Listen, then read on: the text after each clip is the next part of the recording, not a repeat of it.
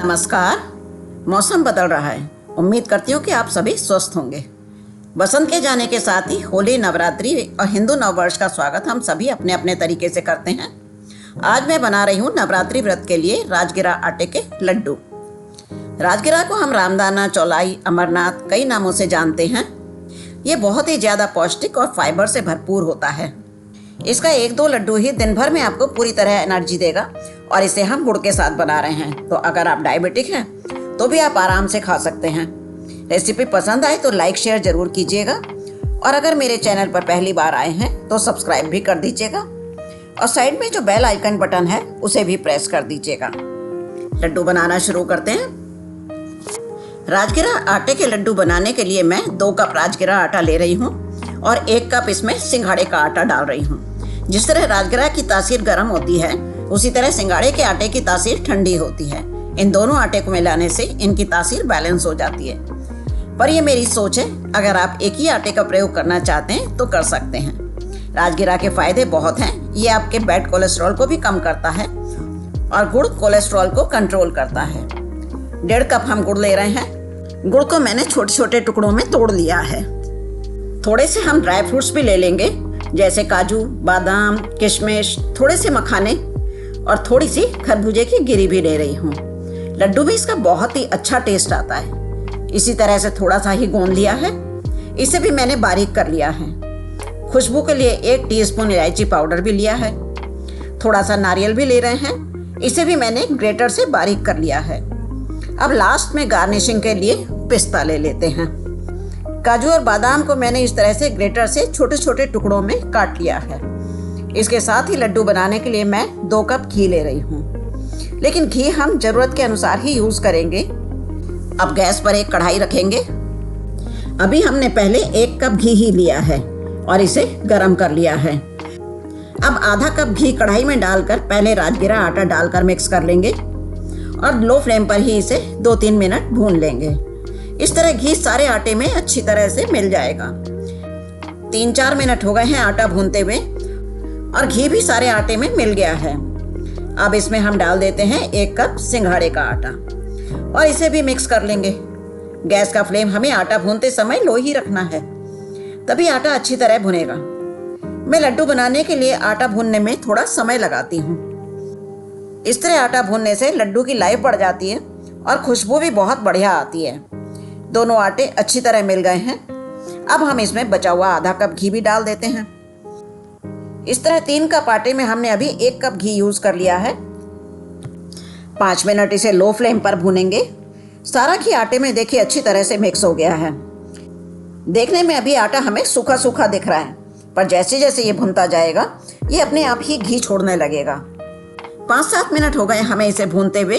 अब हम इसमें 1/4 कप घी और डाल देते हैं, जिससे हमें आटा भूनने में आसानी रहेगी।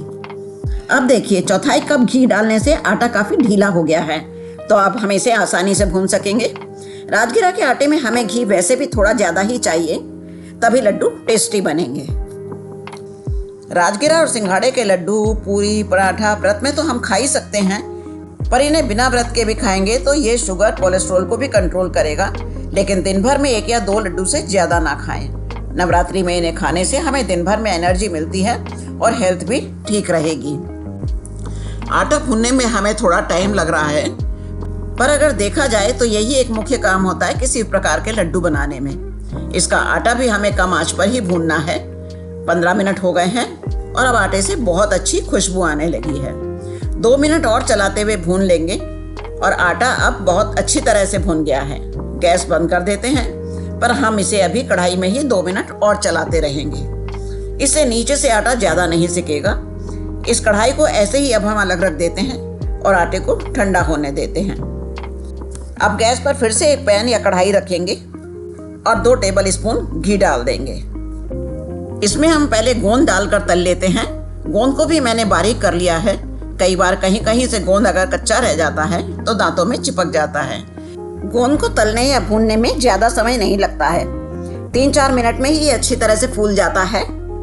देखिए 3-4 मिनट ही हुए हैं, मुश्किल से 3 मिनट हुए होंगे और गोंद हमारा अच्छी तरह से फूल गया है।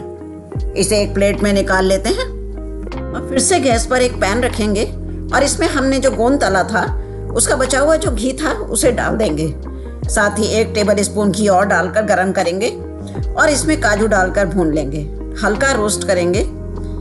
इस टाइम गैस का फ्लेम हमने लो ही रखा है। बादाम भी डाल देते हैं। कटे हुए काजू बादाम हैं तो ये जल्दी ही रोस्ट हो जाते हैं। खरबूजे की गिरी डाल देंगे। मैं सभी ड्राई फ्रूट्स एक एक करके ही डालती हूँ। इस तरह से ये बहुत अच्छी तरह रोस्ट हो जाते हैं।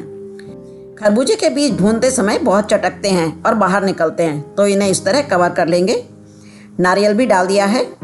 ड्राई फ्रूट्स हमारे बहुत ही अच्छी तरह से भुन गए हैं। गैस बंद कर देते हैं और पैन अभी काफ़ी गर्म है, तो लास्ट में मैं इसमें डाल रही हूँ किशमिश और 1 टेबल स्पून पिस्ता। ये गरम पैन में ड्राई फ्रूट्स के साथ ही भुन जाएंगे। इन्हीं ड्राई फ्रूट्स में हम अपना गोंद भी डालकर मिला लेते हैं। इसी तरह से मखाने भी भून लेते हैं। इन्हें मैंने मिक्सर ग्राइंडर में डालकर दरदरा पीस लिया है और ड्राई फ्रूट्स में मिला देते हैं। अब एक बार फिर से सारे ड्राई फ्रूट्स को मिला लेंगे और आटे में मिक्स कर लेंगे। इलायची पाउडर डाल देंगे। अब इसी पैन में हम फिर से 1 टेबल स्पून घी डाल रहे हैं और गर्म होने पर इसमें अपना गुड़ डाल देते हैं। गुड़ को 1 मिनट हम ऐसे ही मेल्ट होने देते हैं। पानी हमें इसमें बिल्कुल भी नहीं डालना है। लो फ्लेम पर ये धीरे धीरे ऐसे ही अपने आप ही पिघल जाएगा। गुड़ धीरे धीरे पिघलना शुरू हो गया है।